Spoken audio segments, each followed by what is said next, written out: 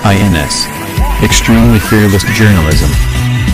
National conference और PDP में दोनों पार्टियों में बड़ी बुखलाहट हो गई जब से अपनी पार्टी का क़याम अमल में लाया गया। उसकी मेन वजह ये थी कि बेसिक लोग जो हैं strong leaders from the assembly segments, जिनकी असेंबलीज यहाँ अपनियाँ हैं, चाहे जम्मू में है चाहे कश्मीर में है, they are very strong people. और नेशनल कॉन्फ्रेंस उससे घबरा रही है कि ये सारे अच्छे लोग एक साइड इकट्ठे हो गए हैं और नेशनल कॉन्फ्रेंस के पास अब कोई एजेंडा ही नहीं, क्योंकि 70 साल वो लोगों को इस बात के लिए बहकाती रही कि साहब आर्टिकल 370 और 35A के ऊपर कि साहब हम इस पर रखवाली करेंगे, ये करेंगे। रखवाली तो कर नहीं पाए। अगर उनमें कोई थोड़ी सी भी बात होती तो डॉक्टर फारूक साहब के साथ और जो 4 मेंबर पार्लियामेंट्स थे वो रिज़ाइन करके बाहर आ जाते, दुनिया को पता चलता कि इनकी रिजेंटमेंट है इस बात पे। बट मैं ये कहूँगा कि ये इन लोगों ने अपनी इसमें हामी भरी थी और इनको कभी भी इस पर कोई सीरियस जो इस आर्टिकल 370 या 35A को रखने में, यहाँ कायम रखने में कोई सीरियसनेस नहीं थी। क्योंकि जब हम लोग सुप्रीम कोर्ट में गए 35A में भी और 35 और आर्टिकल 370 में सुप्रीम कोर्ट गए, हमने मोबिलाइज़ किया। मैं और मेरे साथ कुछ साथी दोस्त थे जो सिविल सोसाइटी के लोग थे। हम लोगों के पास गए, हम जम्मू में गए, हर कोने में गए, बट इन्होंने कोई मोबिलाइजेशन नहीं की। बजाय इसके साफ ये है कि आर्टिकल 370 को एब्रोगेट करने में उसके जो जितने भी लॉज और कंपोनेंट थे वो एब्रोगेट नेशनल कॉन्फ्रेंस ने खुद किए। अगर ये लोग ये बात कहना चाहते हैं कि ये उसकी रखवाली कर रहे हैं, मैं आपको एक एक लॉ गिन के बता दूंगा कि इन्होंने कौन कौन से लॉज जो थे उसको एब्रोगेट किया और उसमें कांग्रेस भी शामिल थी। कांग्रेस ने भी उसको खोखला किया। आज जो बातें कर रहे हैं सिर्फ महज इसलिए कि लोगों के दिलों में एक अपनी जगह बनाएं और सेंटिमेंट्स को यहाँ उछालें। लेकिन अब वो ज़माना ख़त्म है। लोगों को झूठे वादे करके और उनके सेंटिमेंट्स को उछालने में अब ये लोग कामयाब नहीं हो सकते। बट मैं चाहता हूँ कि जो लोग पहले तो इतने पढ़े लिखे लोग नहीं थे, आज हमारे पास बड़े ज़हीन नौजवान हैं। मैं कहता हूँ कि अगर आप तादाद देखने पर आ जाएं, कश्मीर में इस वक्त एक अच्छी खासी तादाद जो PhD MA और हर तरह का टेक्नोलॉजिकल तौर पर बहुत ही उम्दा लोग हैं इस वक्त, जो जानते हैं, हर चीज़ को समझते हैं, वर्ल्ड को पकड़ रहे हैं हमारी इस टेक्नोलॉजी से।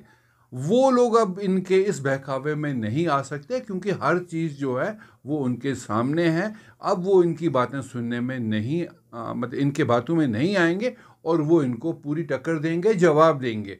उससे अब बुखलाहट करके अब लोगों को कह रहे हैं कि अपनी पार्टी जो है वो उनकी है, इनकी है। क्या उमर अब्दुल्ला बीजेपी में खुद मिनिस्टर नहीं थे? क्या उस वक्त उनको अच्छी लगती थी बीजेपी, आज अच्छी नहीं लगती? या दिल्ली उनको अच्छा नहीं लगता था? अरे साहब, इनके ड्रामे जो हैं ये शुरू से आते रहे हैं। इनकी कश्मीर में एक बात होती है, आप देखिए कि महबूबा जी ने झंडे के ऊपर कितना उछाल यहाँ कश्मीर में किया और किस जोश से बात कर रही थी। लेकिन जब जम्मू में गई वहाँ उसका रुख जो था वो दूसरा था।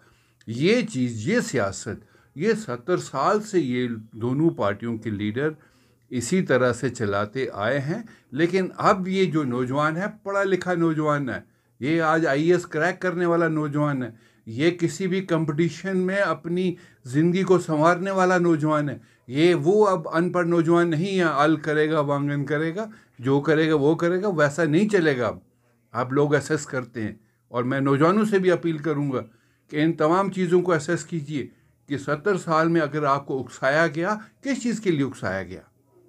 पर जहाँ तक बात हमारी है कि हम लोग चाहते हैं कि अगर हिमाचल में रिजर्वेशन है, हिमाचल में उनके एक अपने लॉज हैं, लैंड लॉज हैं, अगर नॉर्थ ईस्ट में लैंड लॉज हैं, वहाँ पे उनकी प्रिजर्वेशन कोई बाहर का आदमी नहीं आ सकता। हम वही चाहते हैं, मगर हम उस तरह से लोगों को उछालना नहीं चाहते, लोगों के जज्बात को मतलब इस तरह से नहीं लेना चाहते कि उनके जज्बात उछल जाएं और वो लोग आके यहाँ लोगों से ये कहें कि नहीं हमारे साथ ज़्यादती हुई। ऐसी बात नहीं है। करते हैं। देखिए, मैं किस कौन क्या कह रहा है मैं उस पर बात नहीं करूँगा। मैं ये बात करना चाहता हूँ, वाज़ेह करना चाहता हूँ कि भारतीय जनता पार्टी और उसकी हलीफ तंजीमें रियासत जम्मू कश्मीर में एक साजिश के तहत यहाँ के इंस्टीट्यूशंस पे कब्ज़ा करना चाहते थे, काबिज़ होना चाहते हैं।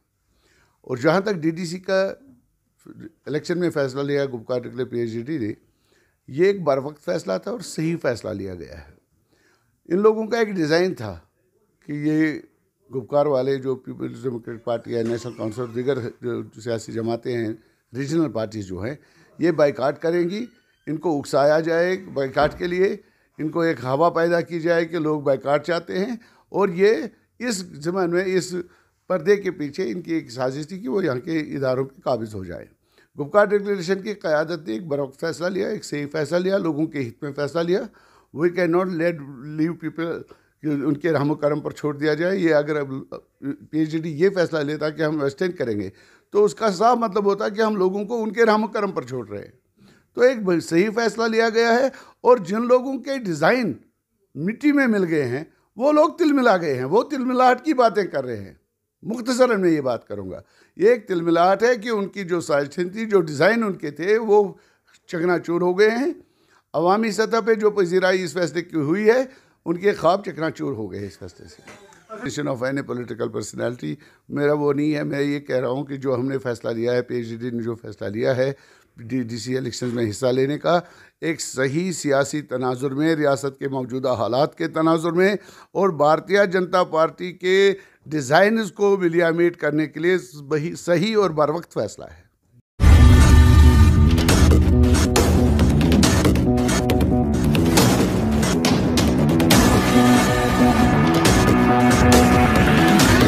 INS. Extremely fearless journalism.